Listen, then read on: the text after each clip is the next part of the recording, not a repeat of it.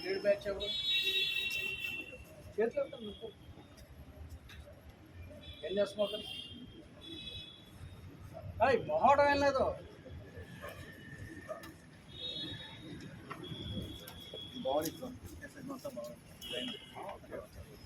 వీళ్ళు ఉన్నారా blade batch?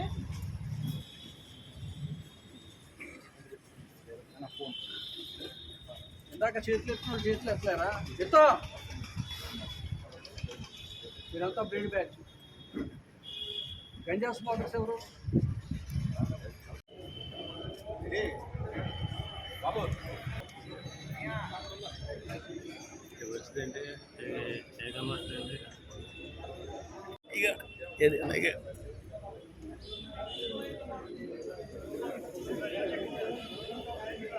నా పైకి వెళ్ళిపోతా అన్న వాసన నా పైకి వెళ్తే అంతా వచ్చేద్దాం.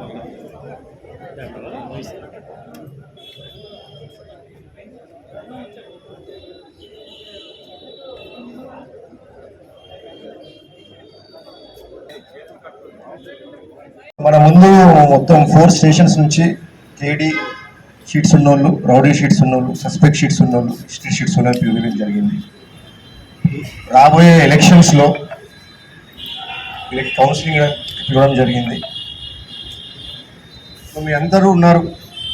మీరు ఈ ఎలక్షన్స్లో మీరు పోలీస్కి సహకరించాలి. ఎవరెక్కడ పిలిచినా ఎనీ గవర్నమెంట్ ఇష్యూలో మీరు ఇన్వాల్వ్ కావద్దు. మిమ్మల్ని ఎవరైనా పిలిచినా దేనికైనా రమ్మన్నా మీరు ఇమీడియట్గా ఒకసారి మీ ఫ్యామిలీస్ గురించి, మీ మీద డిపెండెంట్ ఉన్న పేరెంట్స్, వైఫ్, చిల్డ్రన్ గురించి ఆలోచించండి. ఎందుకంటే once you're involve in election offences మళ్ళీ మీ మీద షీట్స్ సెక్షన్ చేయడం జరగబడుతుంది. ఇంకా మీ మీద స్పెసిఫిక్ సెక్షన్స్ పెట్టి జైలుకి పంపించడం జరుగుతుంది. సో ఒక్కసారి మీరు ఏమైనా చేసే ముందు టెంపరీగా దేనికి టెంప్ట్ కాకుండా, మీకు ఎవరన్నా పిలిచినా, దేనికి ఇల్లీగల్ యాక్టివిటీకి పిలిచినా, అక్కడ ఏదన్నా క్యాష్ సప్లైకి కానీ, ఇల్లీగల్ లిక్కర్ కానీ, ఎనీ అదర్ యాక్టివిటీ దేనికి పిలిచినా ఒక్కసారి మీ ఫ్యామిలీ గురించి, మీ మీద ఆధారపడ్డ మనిషి గురించి ఆలోచించండి. అదే మీకు ఒక అవకాశం కూడా తీసుకోండి. ఎలక్షన్స్ రాబోయేది మీకు ఒక అవకాశం.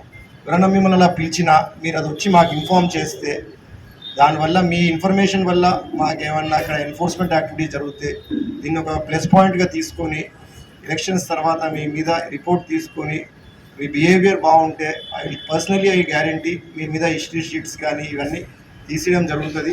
మళ్ళీ అదే తీసేయడం కాకుండా మీకు కూడా మళ్ళీ సమాజంలో కలవడానికి మీకు వేరే ఆపర్చునిటీ కానీ, ప్రైవేట్ సెక్టర్లో మా సిఎస్ఆర్తో కానీ ఎవరైనా పిలిచి మీకు వేరే దగ్గర ఆపర్చునిటీ ఇవ్వడం జరుగుతుంది. మీకున్న స్కిల్, డ్రైవింగ్ వస్తే డ్రైవింగ్, ఇంకెనీ టెక్నికల్ స్కిల్ వస్తే ఎనీ స్కిల్ మీకు ప్రొవైడ్ చేయడం జరుగుతుంది.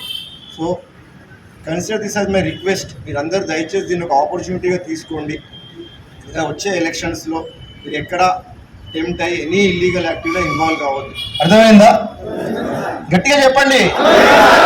ఈ ఆపర్చునిటీని యూజ్ చేసుకుంటారా? మీకు ఎనీ డౌట్, మీకు ఫ్యామిలీలో ఇబ్బంది వచ్చినా మేము అందరం ఉంటాం. కానీ మీరు ఎనీ ఇల్లీగల్ యాక్టివిటీలో ఎక్కడ ఇన్వాల్వ్ కావద్దు. ఓకే? గట్టిగా నాకు ఐఎమ్ నాట్ గెటింగ్ ఇబ్రాహీంపట్నం చెప్పండి.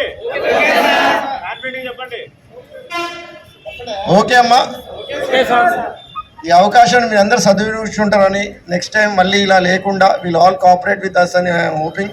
Thank you. మీరంతా కూడా మా ఎక్స్టెండెడ్ కళ్ళు చోళ్ళలాగా పనిచేసి మా ఇన్ఫార్మర్స్ లాగా ఉండి దీన్ని ఒక అవకాశంగా తీసుకొని మీరు అందరు ముందుకు రావాలి. ఏం ఇబ్రాహీంపట్నం వాళ్ళు ఏం చెప్తలేరు? తీసుకోరు కదా పార్టీ. మీ మనస్సాక్షిని అడిగి ఈ చాలా జాగ్రత్తగా ఉండండి వచ్చే 2-3 నెలలు. సరే అది మైక్ దగ్గర పెట్టు.